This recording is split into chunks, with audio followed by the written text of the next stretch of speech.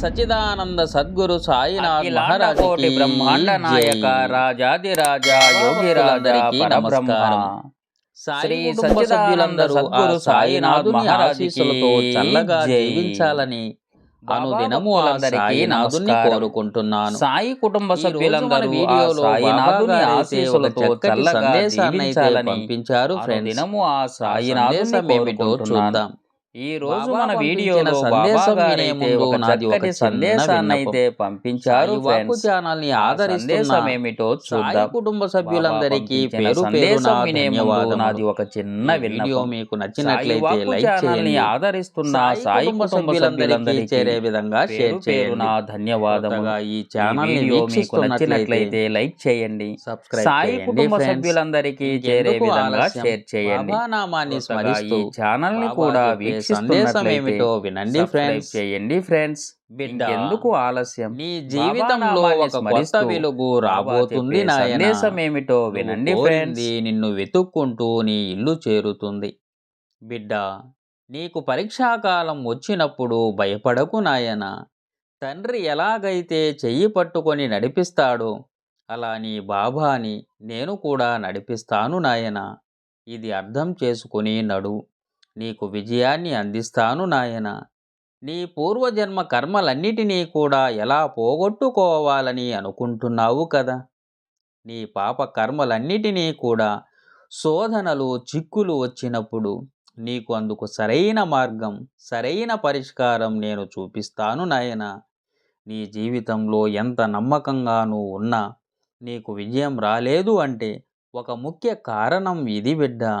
అందులో ఒకటి ఏమిటంటే ఇతరులు ఏమనుకుంటున్నారు అని ఆలోచించవద్దు. నీకు ఏది మంచిది అనిపిస్తే అది చెయ్యి బిడ్డ. జరిగిపోయిన దానిని తలుచుకుంటూ నీ మనసును పాడు చేసుకోవద్దు. భవిష్యత్ కొరకు పాటుపడు నాయన. ఏది సాధించుకోవాలని పోరాడుతున్నావు దానిని పూర్తిగా గట్టిగా పోరాడి సాధించు నాయన. అప్పుడే నీ జీవితానికి అర్థం తెలుస్తుంది.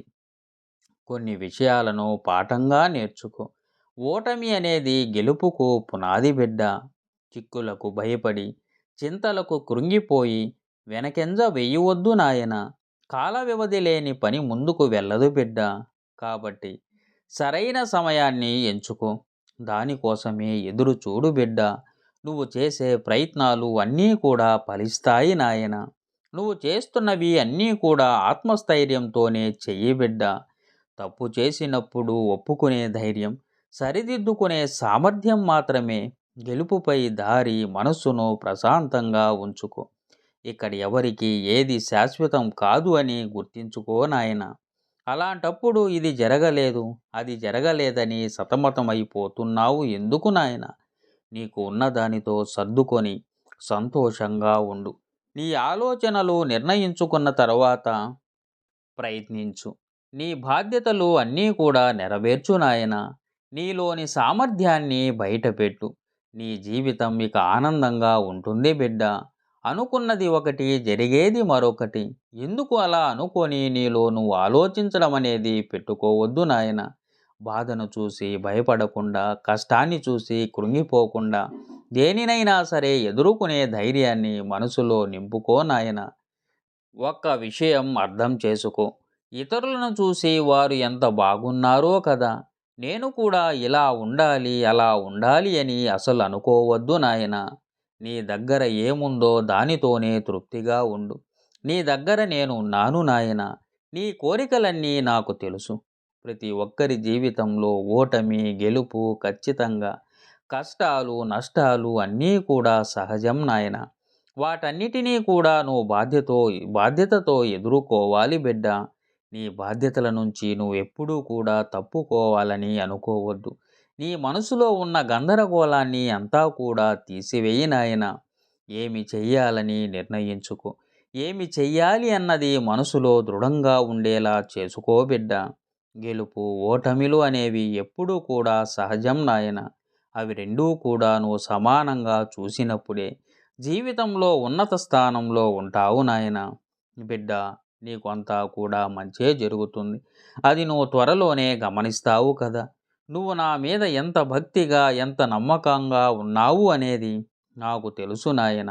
ఎంత నిజాయితీగా ఉన్నా కొన్నిసార్లు మాటలు వస్తూనే ఉంటాయి. వాటిని కూడా నువ్వు ఎంతో సమర్థవంతంగా, ధైర్యంగా ఎదుర్కోవాలి నాయన. అలాంటి అన్నీ కూడా నీ జీవితంలో తొలగించుకోవాలి. ఇంకొక విషయం ఏమిటో చెప్పనా నాయనా? నీ వల్ల అయినంత వరకు సహాయం చేస్తూ ఉండు. నీ జీవితాన్ని పొదుపుగా సాగించు. నీ దగ్గర మాత్రమే కాదు నాయనా, నీ చుట్టూ ఉన్న వారి దగ్గర నువ్వు నిజాయితీగా ఉండు. నువ్వు చేసే ధర్మం, పుణ్యం నిన్ను ఏదో ఒక రోజు కాపాడుతాయి. చెడు ఆలోచనలు ఎవరైతే వదులుతారో వారికి మంచి జీవితం తప్పకుండా లభిస్తుంది బిడ్డ. లభించేలా నేను చేస్తాను నాయనా. ఇకపై ఎలాంటి దిగులు పెట్టుకోవద్దు. ఎందుకు బిడ్డ ఎప్పుడు చూసినా బాధపడుతూ ఉంటావు? ఎవరో ఒకరిపైన చిరాకు చూపిస్తూనే ఉంటావు.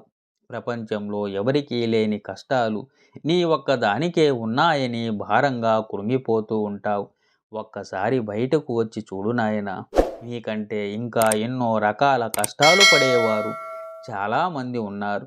కొంతమంది అనారోగ్య సమస్యలతో బాధపడుతుంటే, కొంతమంది ధన సమస్యలతో బాధపడుతూ ఉంటారు. కొంతమందికి ధనం ఉన్నా కూడా వారి బంధం మధ్య సఖ్యత లేక చిక్కులు, సమస్యలతో ఎప్పుడూ కూడా బాధపడుతూ ఉంటారు బిడ్డ. అలాంటి వారిని చూస్తే నీకే అనిపిస్తుంది, అయ్యో వీళ్ళందరికంటే నేనే బాగున్నాను. అప్పుడు నీకు అనిపిస్తుంది నాయన, నువ్వు ఏదైతే నీ కర్మలను అనుభవిస్తూ ఉన్నావో అది నువ్వు పూర్వజన్మలో చేసుకున్నవి బిడ్డ. అవన్నీ కూడా నీకు తొలగిపోయే సమయం అనేది వచ్చింది నాయన. ఇకపై నీకు అన్నీ కూడా నీకు మంచి రోజులే బిడ్డ. నీలో ఉన్న విసుగు, చిరాకు అన్నీ కూడా దూరం చేసుకో. అందరినీ ప్రేమించు. నీలో ఉన్న కోపాన్ని తగ్గించుకో. నిదానంగా ఉండు బిడ్డ. నాపై నమ్మకంతో ఉండు. అంతా మంచే జరుగుతుంది నాయన. నేను మళ్ళీ మళ్ళీ నీకు చెప్పేది ఏమిటంటే, ఈ లోకంలో ఏదీ కూడా శాశ్వతం కాదు. సంతోషమైన, దుఃఖమైన, బాధైన, ఆనందమైన ఏదైనా సరే, కీర్తి ప్రతిష్టలు అయినా సరే ఏదీ కూడా నిరంతరం కాదు బిడ్డ. ఇంకొక విషయం చెప్పనా నాయన, కాలం ఎప్పుడూ కూడా స్థిరంగా ఉండదు. సమయానికి తగ్గట్టుగా మనం దానిని అందుకోవడానికి మన మనసుని దృఢపరుచుకోవాలి నాయన. కాబట్టి ఏదీ కూడా శాశ్వతం కాదని తెలుసుకొని దిగులు నుంచి బయటపడి ఆనందంగా నిద్రపో నాయన. నీ బాబాని, నీతో నేను ఉన్నాను కదా, ఎప్పుడూ అండగా ఉంటాను. నీ సాయిని నీకు అండగా ఉండగా నీకు భయం ఎందుకు నాయనా? నీకు ఏ సమస్య వచ్చినా సరే నా ఆలయానికి వచ్చి నా చెయ్యిని తాకు బిడ్డ. నీ సమస్యలకు ఒక పరిష్కారమైతే దొరుకుతుంది. నీ మనసు ప్రశాంతంగా ఉంటుంది నాయన. నా ద్వారా నీకు అభయం కలుగుతుంది బిడ్డ. నీకు నా ఆశీస్సులు ఎప్పుడూ ఉంటాయి. నీకు తోడుగా నేను ఎప్పుడూ ఉంటాను నాయన. నువ్వు, నీ కుటుంబం ఆయురారోగ్యాలతో, అష్టైశ్వర్యాలతో, సుఖ సంతోషాలతో ఆనందంగా జీవించండి నాయన. దీర్ఘాయుష్మాన్ భవ. చూడండి ఫ్రెండ్స్, బాబాను నమ్మండి, మీకు అంతా మంచే జరుగుతుంది. ఓం శ్రీ సాయిరాం. సర్వే జనా సుఖినో భవంతు.